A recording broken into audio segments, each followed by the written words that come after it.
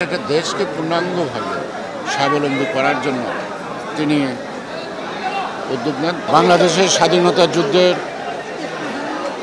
মহান ঘোষক শহীদ রাষ্ট্রপতি জিয়াউর রহমানের আজকে জিয়া মঞ্চের পক্ষ থেকে ৩১তম প্রতিষ্ঠাবার্ষিকীকে কেন্দ্র করে আমরা জিয়াউর রহমানের এই মাজার আসছি।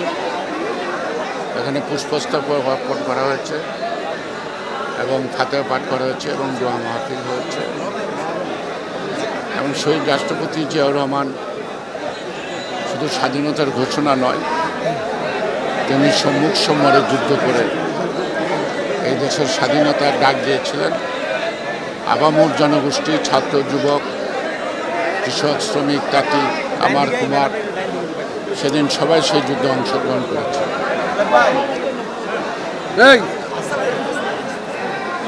আমরা একটা গণতান্ত্রিক রাষ্ট্রের জন্য ৭১ যুদ্ধ করেছি ৯ মাস। আমাদের অনেক ভাই শহীদ হয়েছে, অনেক ভাই পঙ্গু হয়েছে। স্বাধীনতার মূল লক্ষ্য ছিল গণতন্ত্র, বহুদলীয় গণতন্ত্র, সাম্য, ন্যায় বিচার এবং দেশের সমৃদ্ধির জন্য।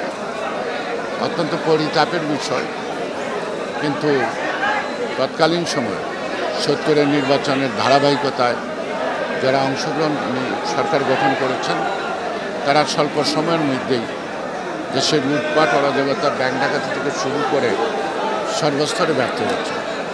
৭৪-এর দুর্ভিক্ষের মতো একটি দুর্ভিক্ষে প্রহার দিয়েছেন।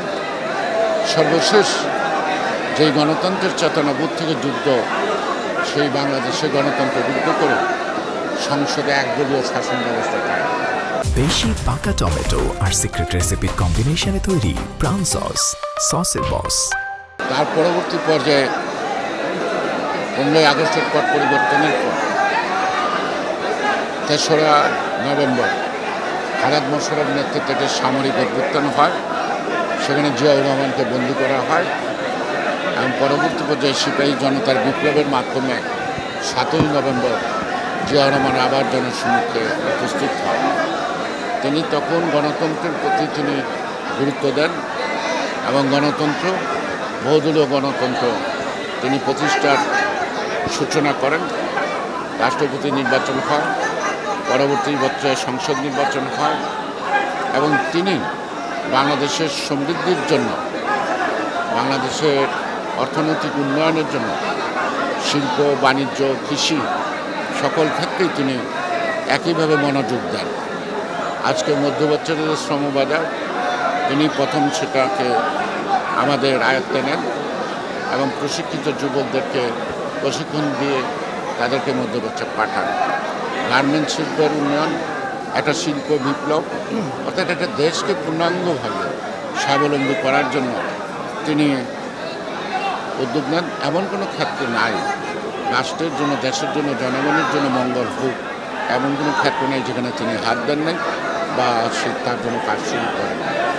নারী, শিশুদের অধিকার, অর্থাৎ সব কিছু মিলে একটা পূর্ণাঙ্গ জাতি বা একটা পূর্ণাঙ্গ মর্যাদা সম্পন্ন রাষ্ট্র গঠন করার দিকে তিনি যথেষ্টভাবেই পরিশ্রম করেন এবং স্বল্প সময়ের মধ্যে মানুষের মধ্যে একটি স্বস্তি ফিরিয়ে আনেন, একটা আস্থা ফিরিয়ে আনেন, একটা বিশ্বাস ফিরিয়ে আনেন।